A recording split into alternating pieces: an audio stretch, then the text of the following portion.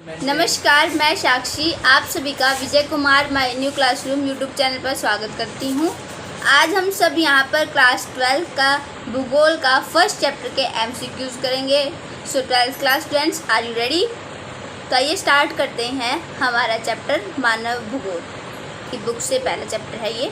The first question है आपका, भौतिक भूगोल और मानव भूगोल किसका अध्ययन करते हैं?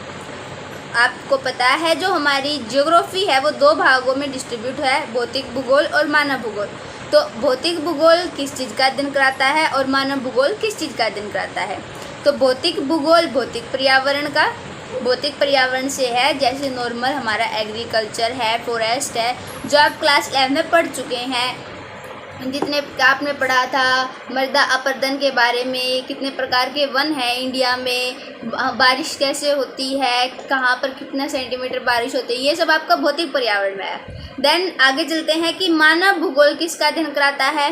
तो मानव भूगोल भौतिक और प्राकृतिक, भौतिक प्राकृतिक एवं मानवीय जगत के बीच संबंध, कि आप यहाँ पर क्यों रह रहे हैं। आप जानते हैं कि जो हमारा भूगोल है वो ये हमें बताता है कि कोई चीज़ क्यों है, कब से है, ये सब क्वेश्चन हमें 11th पढ़ चुके हैं। पर अब 12th में है कि वो बीच में समझ आता है कि हम जो लोग हैं, अब हमारी बात पढ़ेंगे हम यहाँ पर। तो जो हम ह्यूमन बींग्स है वो किसी जगह पर क्यों ठहरे हैं। और आपने देखा होगा कि जो हिली स्टेशन पर लोग होते हैं उनकी बॉडी का स्ट्रक्चर, हमारी बॉडी का स्ट्रक्चर, और जो ज़्यादा डाउन में रहते हैं, जो पानी के पास रहते हैं, उनकी बॉडी का स्ट्रक्चर डिफरेंट होता है। तो उनके बीच में संबंध, परिघटनाओं का स्थानिक वितरण की कोई जगह ऐसी क्यों है उसके बारे में, और उनके घटित होने के कारण है क्या, इनके बारे में हमें मानव भूगोल में ही पढ़ा जाता है। और विश्व के विभिन्न भागों के सामाजिक और आर्थिक विभिन्नताओं की, सामाजिक और आर्थिक से है, जैसे आप लकड़ी क्यों काट रहे हैं तो लकड़ी से आपको जो लाभ हो रहा है उसको हम आर्थिक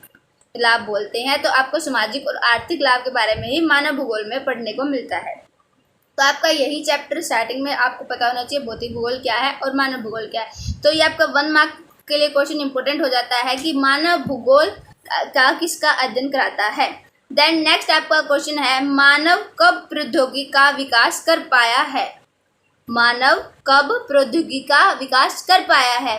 तो इसके लिए आपको पहले पता होना चाहिए। आपने देखा पहले जब ओल्ड था तो हमें पता लगा, हमारे आदि मानव थे जो उन्होंने पत्थर को घिसा तो उन्हें पता लगा कि उससे आग बन रही है। तो अब जब आग बन रही है तो मनुष्य को पता, उसके लिए हमें घर्षण के पता था, गर्मी के बारे में पता था।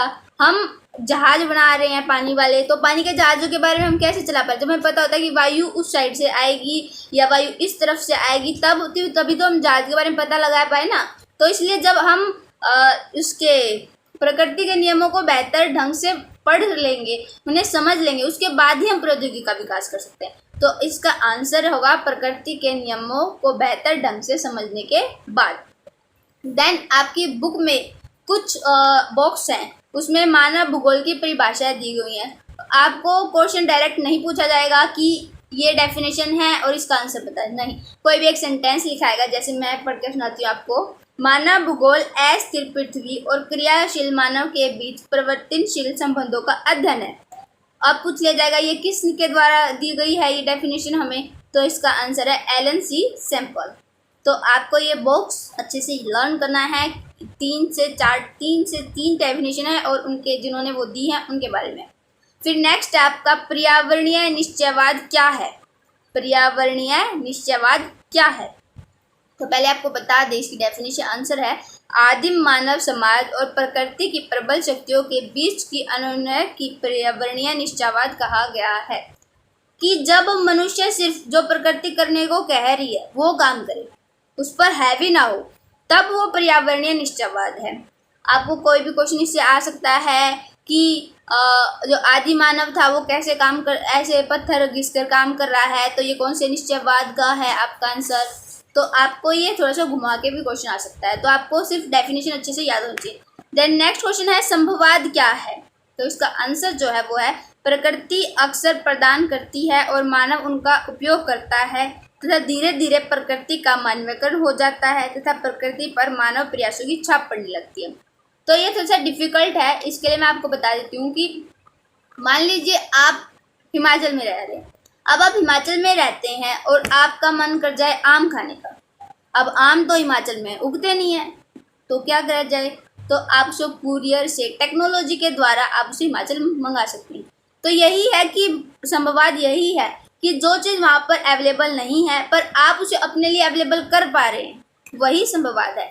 हम प्रकृति के नियमों के खिलाफ नहीं गए हैं, बस हमने अपनी टेक्नोलॉजी को इतना बढ़ा दिया कि वो चीज़ हमारे पास आ रही है विदाउट प्रकृति की हेल्प के लिए। तो ये है संभववाद। और संभववाद जो है वो हमें विडल डी ला व्यास जी ने दिया था। तो आपको इनके नाम जरूर याद रखने हैं, 1 मार्क्स क्वेश्चन के लिए ये इंपॉर्टेंट हो जाता है। देन नेक्स्ट क्वेश्चन है नव निश्चयवाद क्या है? नव निश्चयवाद का दूसरा नाम है रुको और जाओ निश्चयवाद। रुको और जाओ निश्चयवाद। इस आपने देखा होगा ट्रैफिक रूल्स में जैसे रेड, येलो और ग्रीन लाइट होती है।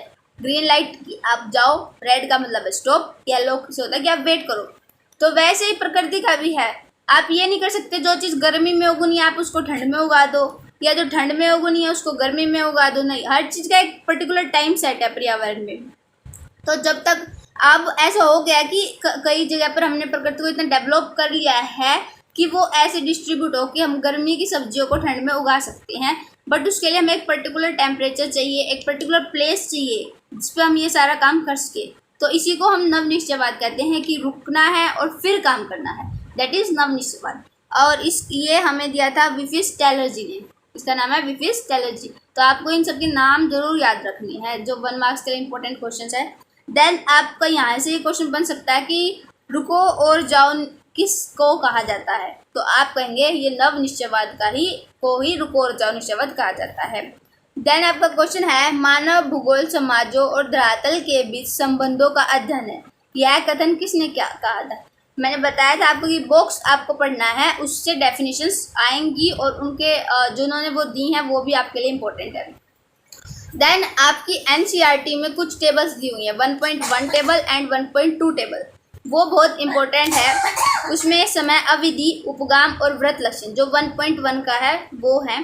तो मैं आपसे कुछ क्वेश्चन पूछती हूँ यहाँ पर कि एक प्रदेश अन्य प्रदेश से किस प्रकार और क्यों भिन्न है, यह समझने के लिए हमें किस उपगाम की आवश्यकता है? हमें किस उपगाम की आवश्यकता है? तो उपगाम हमें टेबल 1.1 में दिए हुए हैं, तो हम वहाँ से इसको लर्न करेंगे। देन हमें पता लग जाएगा कि अक्षेत्रीय विभेदन से हमें यह पता लग जाता है। देन एक और आपके लिए नेक्स्ट क्वेश्चन है कंप्यूटर और परीक्षण संख्या विधाओं के प्रयोग के लिए विशिष्ट, मतलब जब हमें कंप्यूटर के बारे में जानना है तो हम कौन से उपगाम की हेल्प लेते हैं? तो वो है स्थानिक संगठन। देन आपकी टेबल 1.1 की तरफ चलते हैं। जो टेबल 1.1 है वो है उपक्षेत्र के बारे में।